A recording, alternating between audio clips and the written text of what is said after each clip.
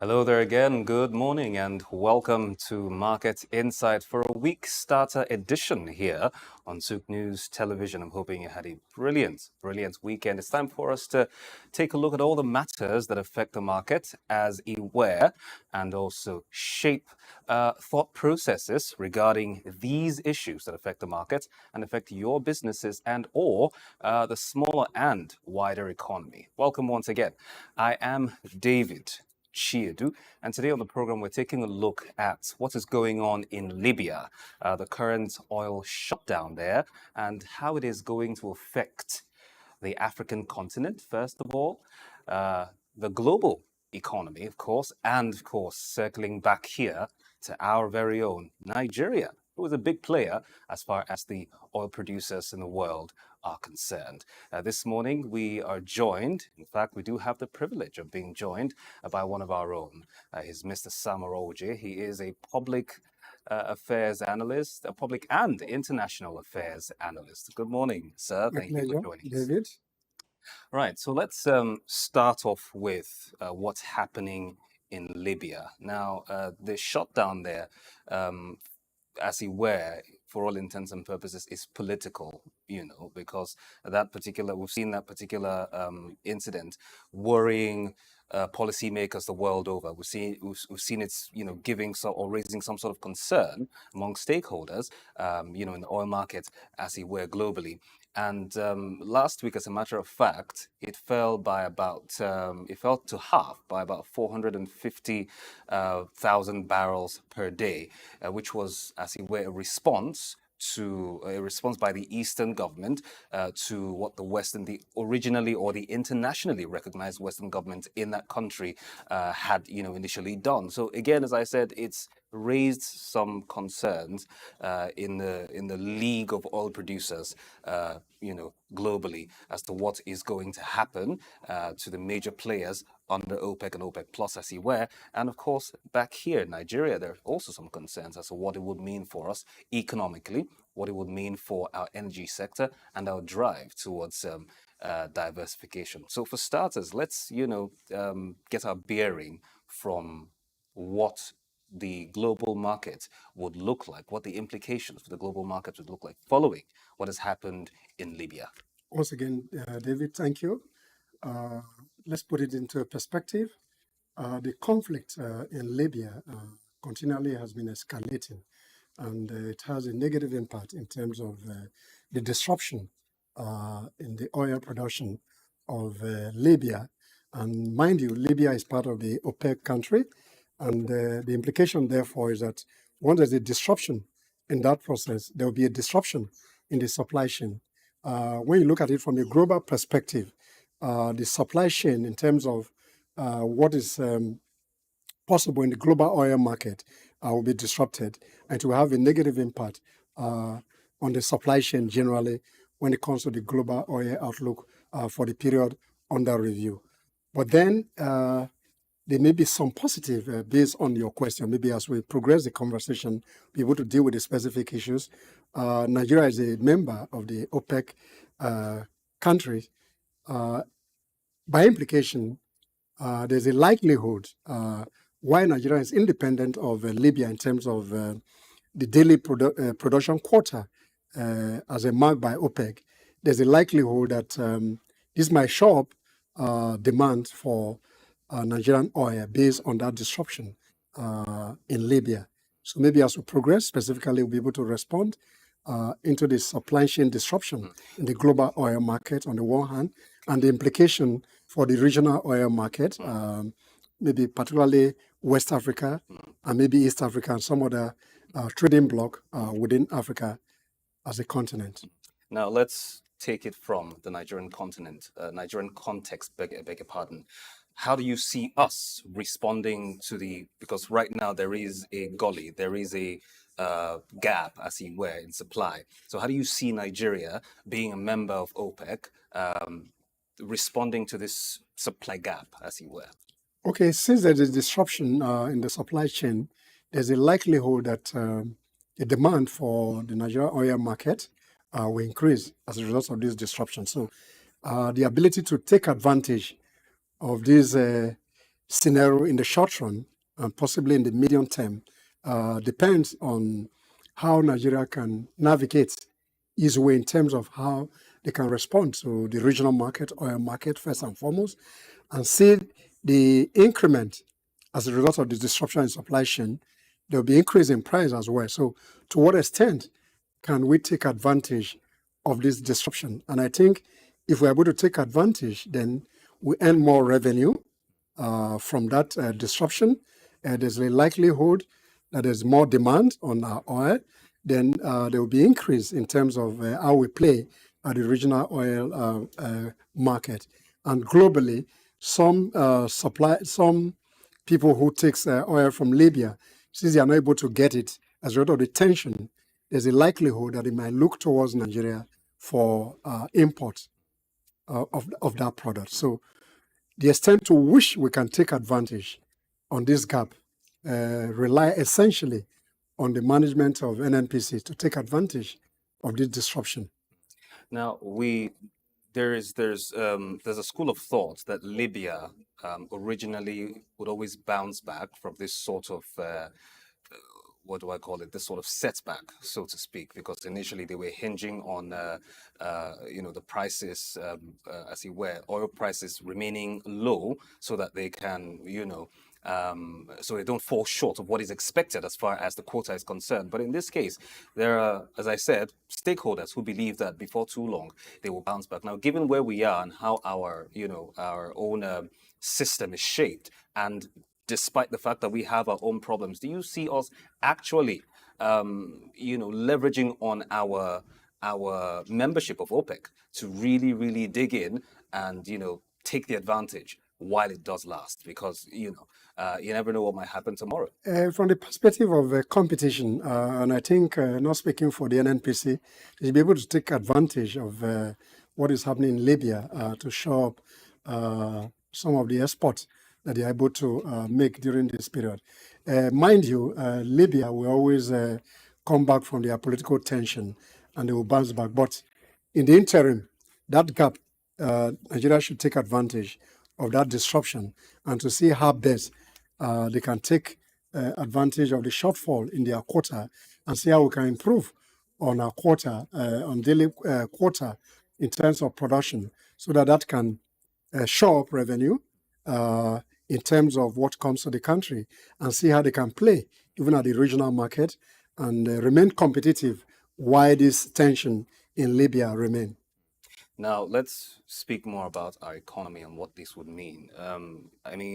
Taking into consideration where we are with regards to revenue, and you know that a lot of what we make comes from that particular sector. So, given the immediate issues at this point in time, how exactly do you see it impacting the Nigerian economy, particularly with regards to revenue and our fiscal policy?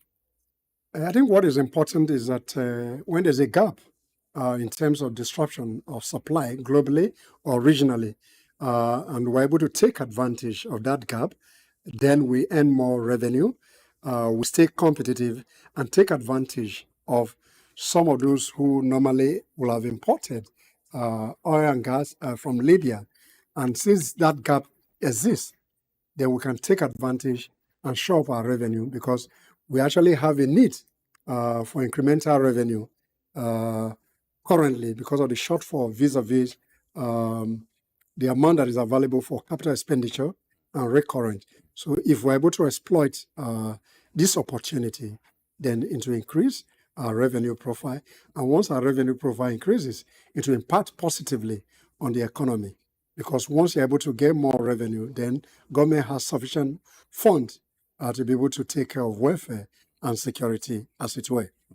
Now, let's go on a tangent to what we are doing with regards to, our diversification plans in the energy sector.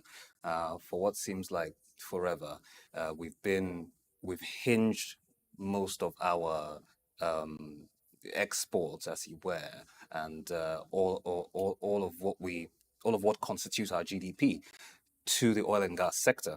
But in this case, still speaking about what's happening in the energy sector or in the oil and gas sector, we're looking for other ways to veer off on a tangent and while we still maintain what we have currently as constituted, we can have other means to uh, to produce what we produce and make it cleaner, as it were. So, in this regard, considering what's happening there, what exactly is going to be the impact, the immediate impact, dare I say, on our diversification, that's our energy transition or diversification plan or agenda under the current administration? Because I reckon it didn't even start here and now. It started a while back. So, uh, can you help us draw a nexus or draw a connection between, what we had and what we have vis-a-vis what's happening in Libya?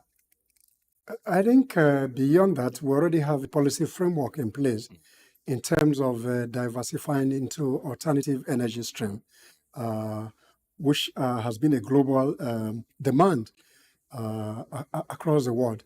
But what is key here is to what extent uh, can this gap show up revenue, and to what extent does the government diversification policy will impact on the economy?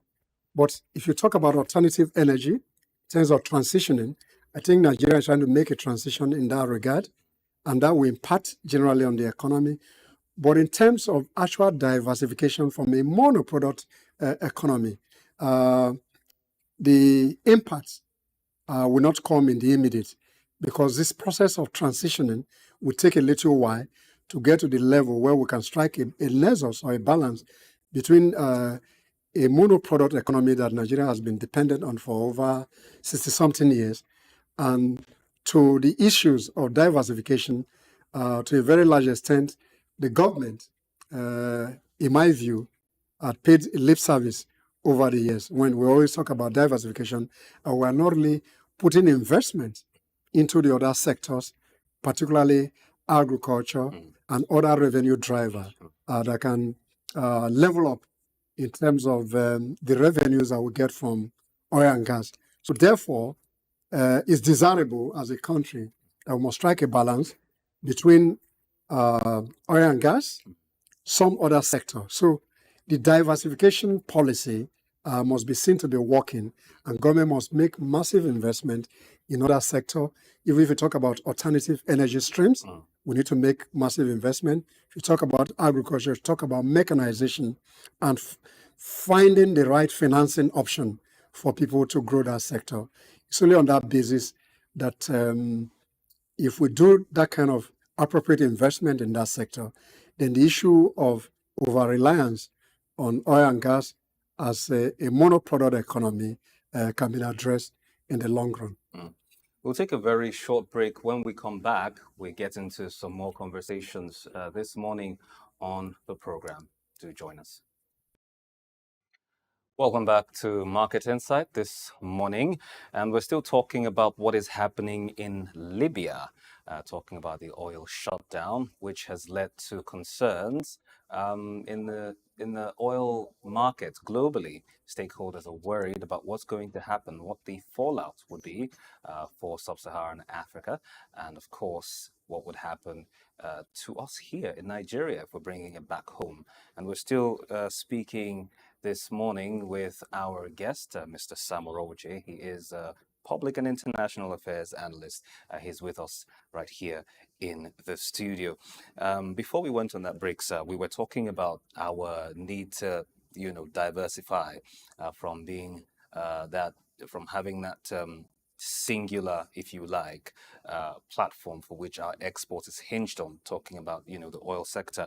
But again, still talking about that, how exactly can we balance our energy needs with global efforts to transition to cleaner energy sources, in your view, that is?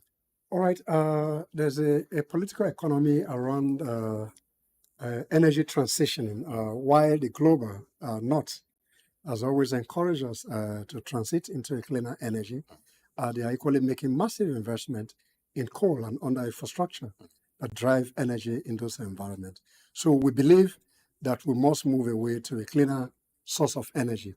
But while doing that, the industrial countries that are major polluters continue to pollute, and they are advising the global south to find a way to get into a cleaner energy supply. There's no doubt about that. There is a need to have a mix of the traditional energy supply and the alternative means. But then the government is already taking a proactive step towards policy initiative to drive that process. But we must, as a country, equally invest, because we have a great deposit of coal in Enugu that need to be exploited. China is, Germany, they are equally exploiting coal as a source of energy. Why there's a need to have a mix or a balance between the traditional means. The global south, particularly Nigeria, should equally exploit those traditional means of energy to drive up the process of providing energy for their people. But then this alternative energy means need to be funded adequately. And I think some of the promises made in those climate change government to government collaboration, some of those promises have not really come to fruition to some of these countries.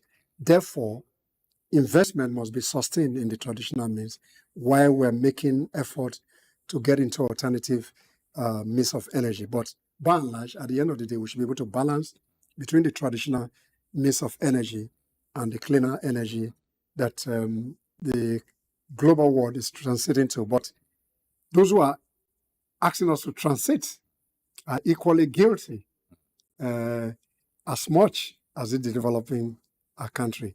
On the other hand, a massive investment needs to come in the alternative form so that we can sustain the tempo of that transitioning.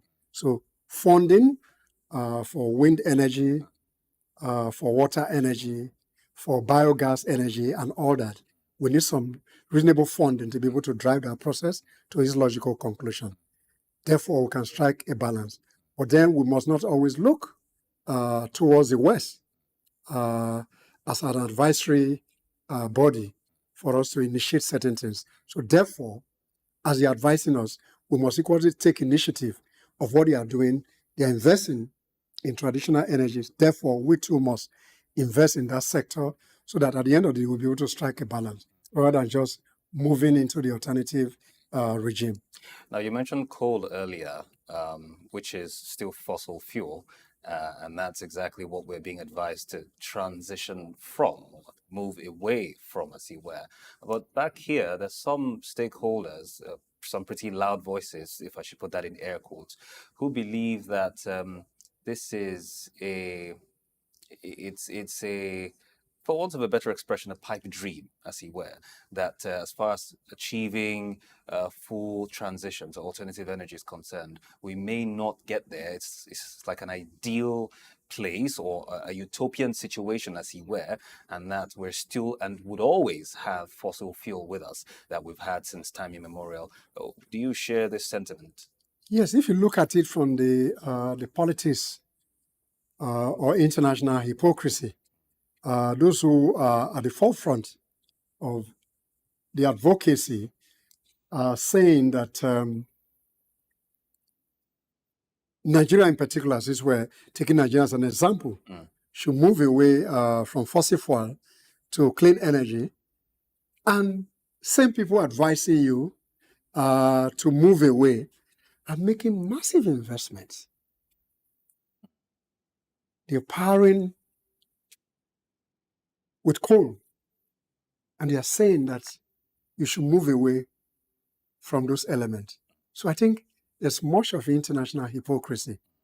But then, like I mentioned earlier in this conversation, we must find a way to strike a balance with the demands that the West is making on us as developing countries, or the global south as it's being referred to. Therefore, some of those promises made in Dubai and the ones made in previous climate change conferences, and the promises in terms of carbon credits and some other investment into the alternative energy source, we don't have those financing for now. Therefore, why it's expedient to transit into a cleaner energy, it's also important that those who are selling this idea to us are equally using the traditional fossil fuel to drive their source of energy. Therefore, we must be careful to strike a balance and understand the politics involved, what I call the international conspiracy. When anything comes from the West, it becomes something that we must work with.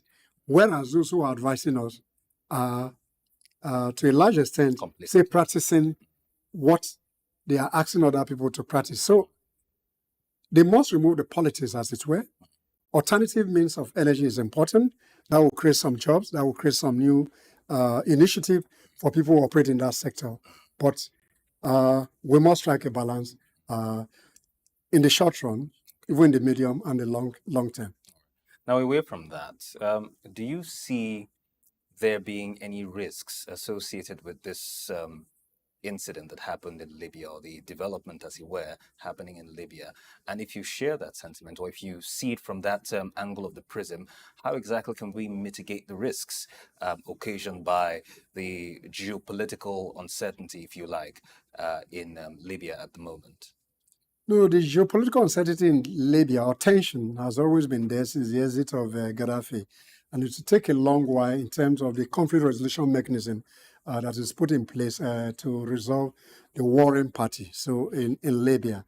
Therefore, the lesson for us as a country is that we must find a way to fight this insecurity that we have, so that we don't get to a level where we have a geopolitical tension that will affect our major source of revenue, which is oil and gas. So the lessons is that whatever tension that exists in Libya, what are the causes? What are the root causes? What are the conflict resolution mechanisms put in place? Why is it difficult to resolve the warring party? Then what is the role of the international organization vis-a-vis the West in foiling conflict in oil or oil-endowed states in Africa? If you talk about DRC Congo, and some of the tension in those places, and even the tension back home when you talk about Boko Haram, insecurity, and how it affects oil and gas infrastructure. So these are some of the lessons we must learn so that we don't get into that high level of tension that will shut down facilities.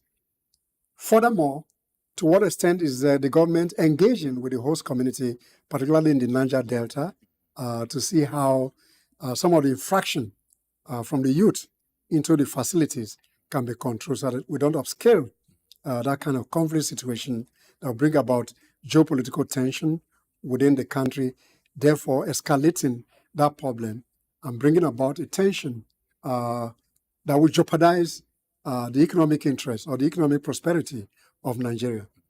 Now, some analysts and industry players seem to worry in the direction of infrastructure spending and both public services and infrastructure spending, because they believe that what's happening right now, the knock-on effects would see pressure being put on the country's budget, which would lead to a cut in budget, which will lead to a cut in the budget, and of course potentially lead to a cut in infrastructure, as I said earlier, infrastructure and public services spending. What do you make of this? No, I don't think so. That tension, if it's well managed and we're able to leverage on it, it was supposed to be beneficial to us, because, like we mentioned earlier, that disruption in the supply chain that comes from Libya in particular has created an avenue for that country, particularly Nigeria, to take advantage of that gap and see how they can provide a supply that will fit into that gap, and we can earn additional revenue. In my view, if we're able to leverage on this tension in Libya, we're able to get more revenue, then the issues of infrastructure financing will become a thing of the past, because we make some more gain in terms of revenue, based on the export we are able to make in the short run. So in that regard, therefore, I don't think that that tension will really have pressure on us. Rather, if we leverage on it appropriately, we can take advantage of that gap, which can bring about revenue increase, the volume of supply, production quota. We can bring it up to speed to a level of the quota that we have given originally that we are not able to get to that level. Currently, we are between about 1 point something in terms of daily production. So maybe this one will give us opportunity to increase to 1.8 or the 2 million barrel daily production, as it were.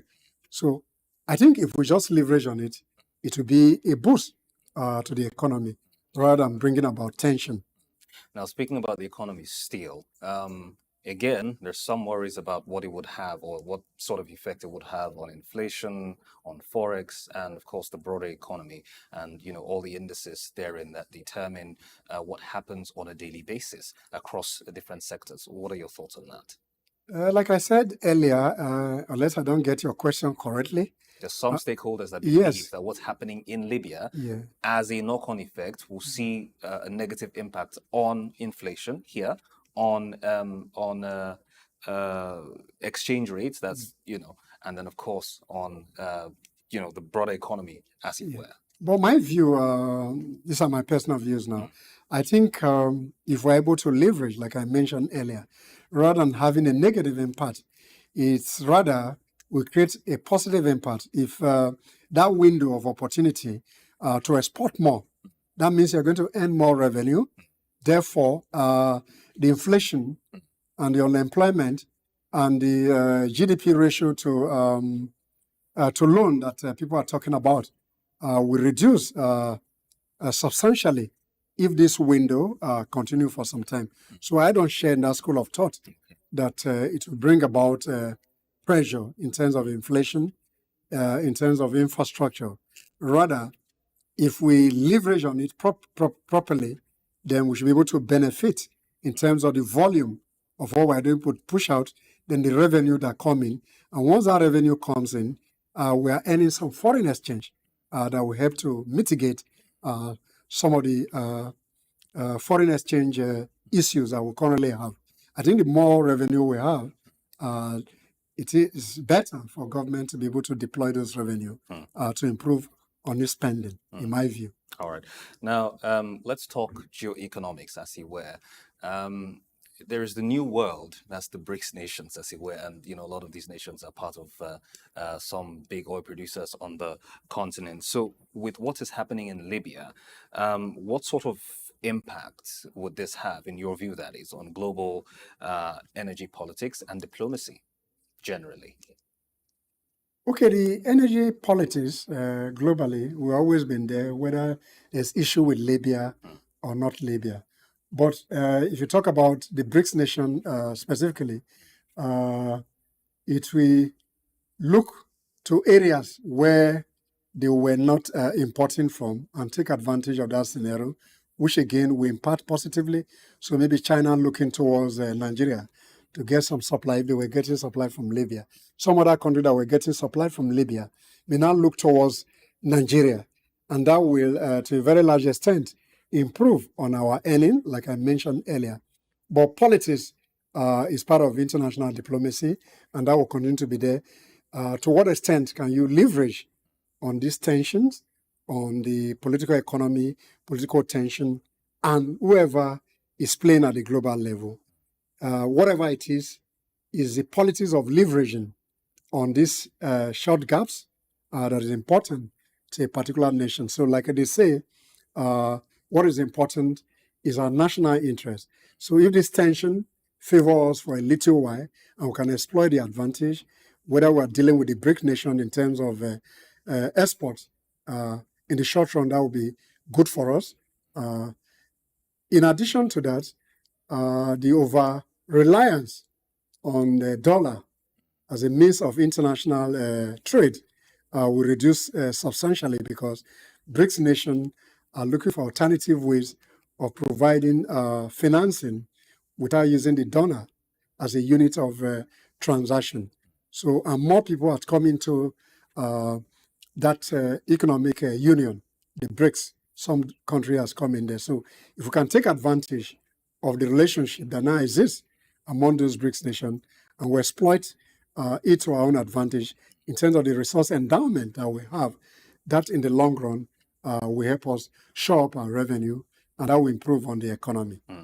Now we're big players on the continent and in the region, and by virtue of our status, we should be, integral to global energy policy shaping. So, in your view, how can we, be this ideal quote unquote global partner? How can we, what role can we play in shaping global energy policies, as it were? As a member of OPEC, we're already a major player. Yes, we in are. terms of being a cartel member of oil producing, exporting countries of the world. So Nigeria is a major player, and Nigeria has been represented at the highest level of policy making of that union.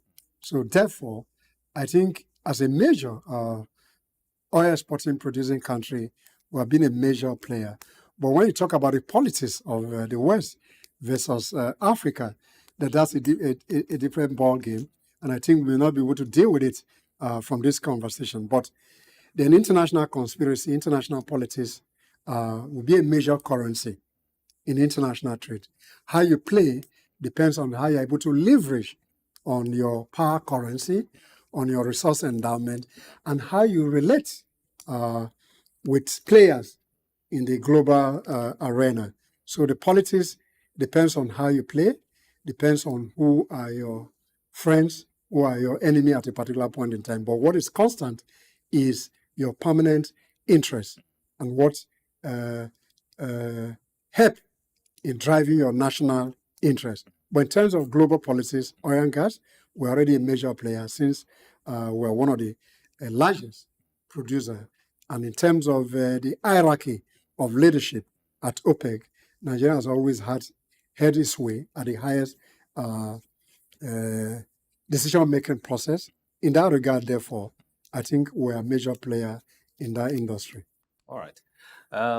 That's more or less where we're going to pull the curtains down on today's edition of Market Insights. We've been talking about what's happening in Libya with the shutdown, with the oil shutdown, that is, occasioned by political tension there between the East and Western faction, which is, of course, the latter being internationally recognized. Of course, we know that it didn't exactly start today. It started well over a decade ago under the regime of Muammar Gaddafi. And right now, players, both on the global scene, on the continent, and even in the country, are worried, wondering what the implications will be for them economically and geopolitically, which of course we have been talking about. Our guest this morning has been Mr. Sam Oroche. He is a public and international affairs analyst, and he's given us his thoughts regarding some of these issues today on the program. Many thanks, sir, for joining My pleasure, us David. on the program. Thank you for having me. Right, and we will take a very quick look at what is happening on the currency market and give you the updates both on the official and the parallel markets. The dollar on the official market today, Monday, the 9th of September, is trading to the Naira at 1,575 Naira, to the pound sterling, 2,095 Naira, to the euro, 1,773 Naira. And on the parallel markets, the Naira to the dollar trade is 1,000, or exchange rather, is 1,607 Naira. And to the pound sterling, it is 2,102 Naira. To the euro, 1,783 Naira. That's what it looks like both on the official and the parallel markets. Many thanks for joining us on the program. Until another time, when we bring you another edition of Market Insight. Do have a wonderful day and stay close to your mobile devices or your TV set as we bring you much more engaging and insightful programming. And do follow us on social media. You'd find that scrolling on your device. Thank you again for watching. I am David Chiedu. Good morning.